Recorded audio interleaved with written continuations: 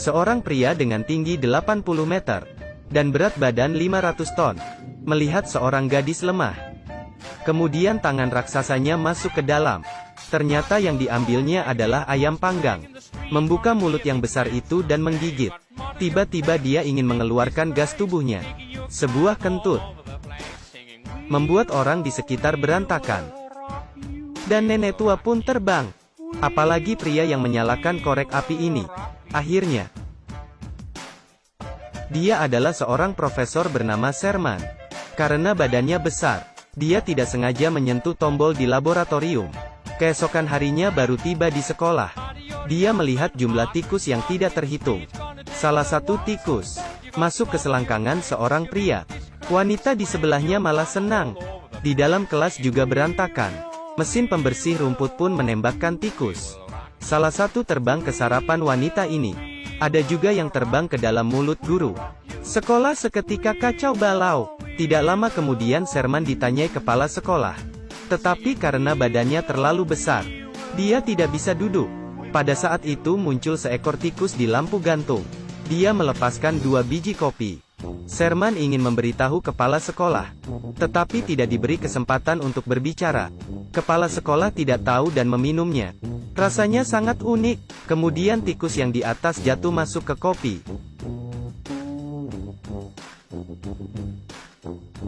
Sherman kembali ke kelas dan mulai mengajar. Tetapi siswa-siswi menertawakannya. Ternyata dia sambil menulis di atas, sambil menghapus di bawah. Baju penuh dengan serbuk kapur. Saat menurunkan memungut barang, guru cantik bernama Carla datang. Sherman langsung jatuh cinta padanya. Obesitas bawaan, ditambah keturunan dari keluarganya. Tetapi demi mengejar Carla, dia membuat sebuah keputusan besar. Sherman sedang menjalankan operasi untuk menghilangkan lemak. Tiba-tiba badannya mulai mengembang, membesar hingga merusak ruang operasi menimpa dokter. Kemudian lanjut dengan akupuntur untuk menurunkan berat badan. Tetapi sudah seperti landak dan tetap tidak berguna.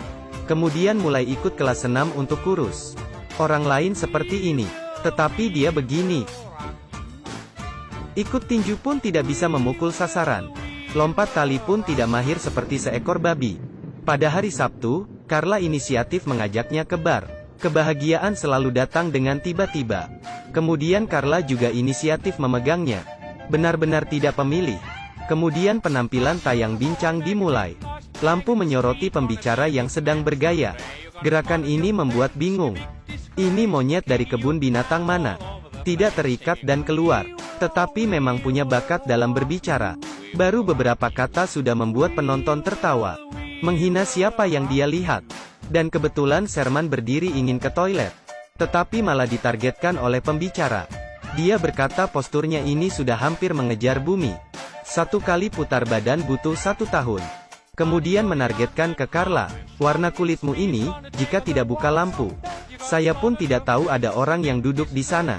Kencan yang bagus malah dirusakin pembicara. Sampai di rumah, Sherman mulai merasa rendah diri.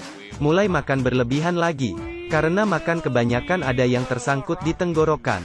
Kemudian diantar ke rumah sakit dan dirawat. Tetapi tiba-tiba badannya mulai membesar. Dokter ketakutan.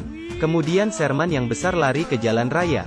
Sekali kentut, langsung menghancurkan sebuah kota. Sherman kaget dan kebangun. Ternyata ini hanya sebuah mimpi. Agar mimpinya tidak menjadi kenyataan, teringat air penurun berat badan yang dia pelajari.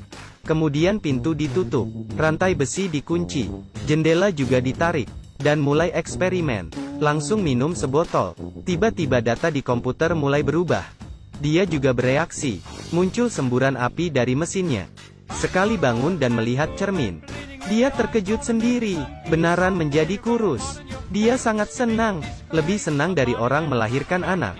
Melihat ke selangkangan. Akhirnya bisa melihat yang ingin dilihat.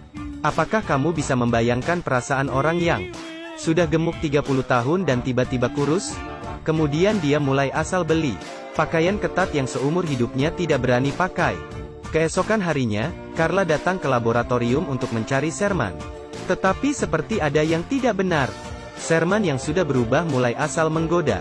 Carla tidak tahan dengan ucapan manis pria tampan. Malamnya mereka berdua mulai berkencan. Mulut Sherman juga berubah jadi berbicara lancar. Badannya juga mulai tegak, menghina pembicara sebelumnya dengan puas. Pembicara tidak terima hinaan, dan minta untuk bertanding. Kemudian Sherman memasukkan pembicara ke piano dengan mudah. Perbuatannya ini memenangkan hati Carla, tiba-tiba penuh dengan rasa cinta. Setelah mereka berdua berciuman, tiba-tiba bibirnya bengkak, tubuhnya juga pelan-pelan kembali normal. Sherman ketakutan dan langsung pergi. Baru masuk ke mobil bibirnya semakin bengkak. Kakinya juga berubah bentuk. Dia ketakutan dan langsung menginjak gas penuh. Efek obatnya sudah lewat batas waktu. Berat badannya langsung bertambah dan kembali ke aslinya. Untung saja tim penyelamat tiba tepat waktu. Besoknya dia mendatangi laboratorium. Dia mengabaikan larangan rekannya, langsung menuang semua obatnya. Setelah itu minum minuman kaleng. Kemudian, saat bangun dia berubah lagi. Ternyata obatnya sudah ditukar. Rekan melarangnya untuk pergi. Kemudian Sherman memukulinya hingga pingsan. Malamnya, Sherman yang sudah berubah menghadiri sebuah acara penting. Naik ke panggung. Dan mulai berkata-kata terus.